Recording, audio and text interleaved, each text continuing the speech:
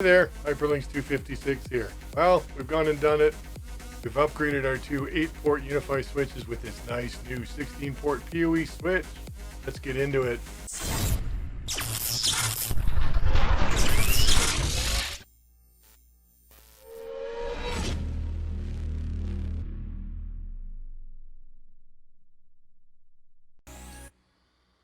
Alright, so here's our new Ubiquiti Unifi 16-port 802.3 AT PoE gigabit switch with SFP. Good God, that's a mouthful.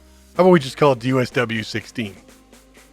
Okay, so the USW16 PoE is a configurable gigabit layer 2 switch with 16 gigabit Ethernet ports, including 8 auto-sensing 802.3 AT PoE plus ports and 2 SFP ports, which I'll be using to connect it to the Dream Machine Pro once I get that. By the way, Ubiquiti did not provide any of this for review. This is my own money. I'm doing this myself. Although I have reached out to them and we're just waiting to see what happens. Okay, so it provides gigabit PoE links. That would be the first 8 ports. We'll show you that later once we get it out of the box. And a gigabit fiber uplink, the SPF ports. Why don't I call them SPF? It's SFP ports. SPF is sunblock. So it has a 1.3-inch touchscreen, which we'll have a look at later. Again, once we get into the box. It's fanless and can be easily installed in a rack, which we're going to do later.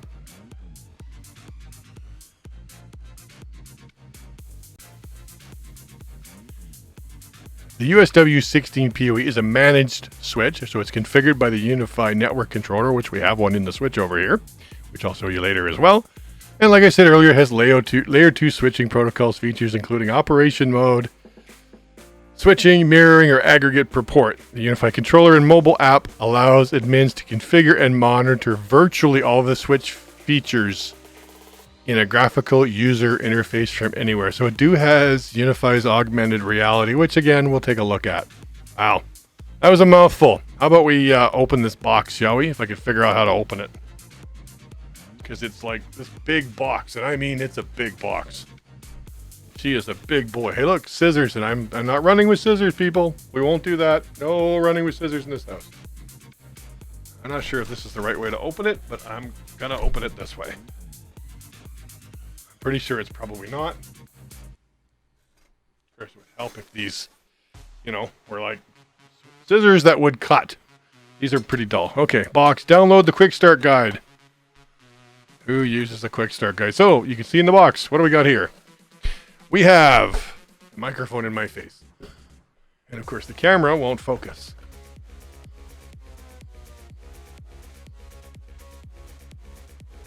It is focused.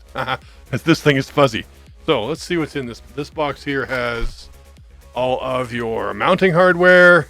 If I can again get the box open. Wow. Because I opened it from the wrong spot. Sorry, folks. All right, so you got your dog ears, mounting hardware, cord. Let's see, put the cord over there. Here's your ears. You can mount them in any number of ways, as I saw in a video earlier. You can mount it, like I said, like the usual way, which would be like this, or like this, sorry. Or you can mount it up under a desk this way, or stand it up using them as feet, I guess. I don't know. We'll figure that out.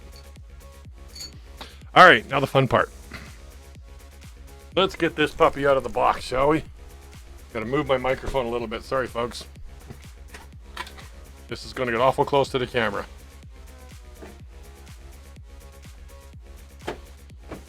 There we go. And we'll put it there. Oh, I love the packing on this.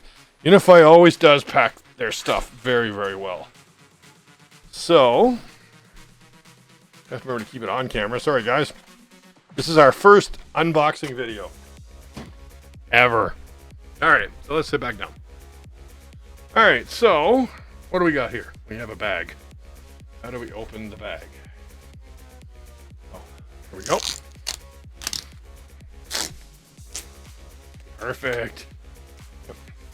Okay, so let's talk about what we got here. Let's see what we got here.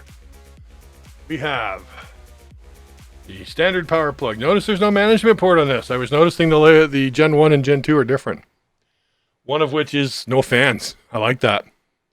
Don't like noise. This room has enough noise in it. All right, so let's turn it over. Pretty nice and shiny silver. Now, here's some of the good stuff. You'll notice the SFP ports are blocked so that you don't get dust in them because they're fiber, right? You don't want to get dust in there. Here's some of the issues that I see. The PoE is on the left. Doesn't make a lot to most people if you're, like me and you have your switch is wired properly. I have keystone jacks, so that makes things a whole lot simpler. But if you're doing your own jacks, you're punching your jacks, you now have to redo the ends of your cables. And if you're like me, you don't do cables all that well. I'm getting better at it, but I'd much rather not wire my own cables. All right, so let's start here. This would be the display, which, like I said, I'll fire it up and we will see it in action if I can get this off of here. There we go. This is the touchscreen display. And like I said, I'll show it in action here at some point. So 16 ports, only 8 of which on the Gen 2 are PoE. So these 4 here, top and bottom for 8. These are standard. Now these are PoE plus ports.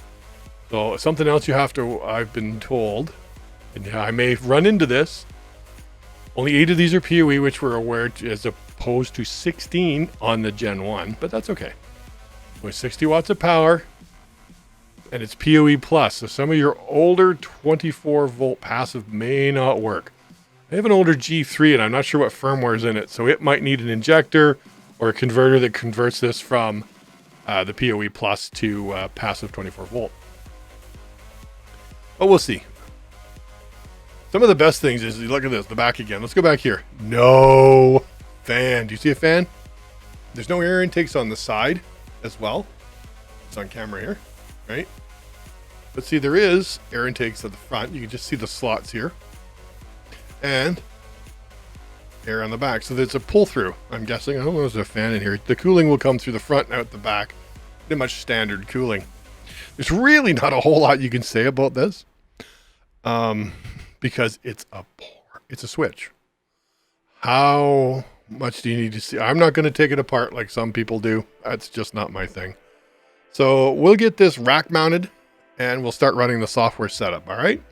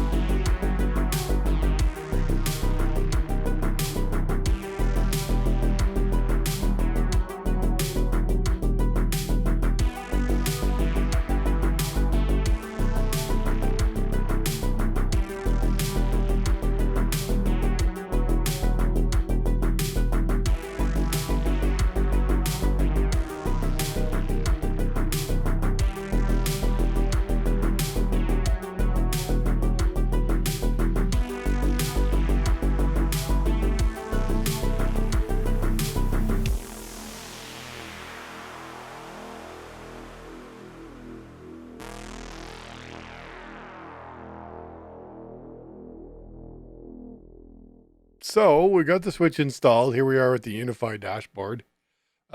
There's really not a lot to show you here because once you plug in the switch and you adopt it, and I'll do another video on adopting because we're going to adopt a Unifi Dream Machine Pro here in the next couple of weeks. So we'll show you that process in that video because it's a matter of just plugging it in and letting it do its thing and say yes to the adopting. So what I have done here is, as you can see, I have all kinds of stuff plugged in. I've started doing switch port profiles and everything else, and I'll tackle that in another video because which will link up above once this one's done. So as you can see, I've got 1, 2, 3, 4 PoEs. There is like 8 on this device, as I said in the earlier intro. It's not the full 16 PoE because this is a Gen 2. And you can see I got one switch here that's white because I've disabled it. I'm getting around to disabling the other 3 in this case. There's our uplink port to the switch downstairs, which has the Wi-Fi in it. And I'm still trying to figure out, oh yes, the partner's PC, Polykiss's PC. When it's off, it says it's 100 megabits. But as soon as I fire it up, it goes up to 1 gig. I've never quite figured that out. It should say that it's off, but whatever. We're not going to argue with it, right? Okay, so like I said, here's the other switch. That would be the Wi-Fi. Here's the USG. Nothing in that port. There's our LAN coming in.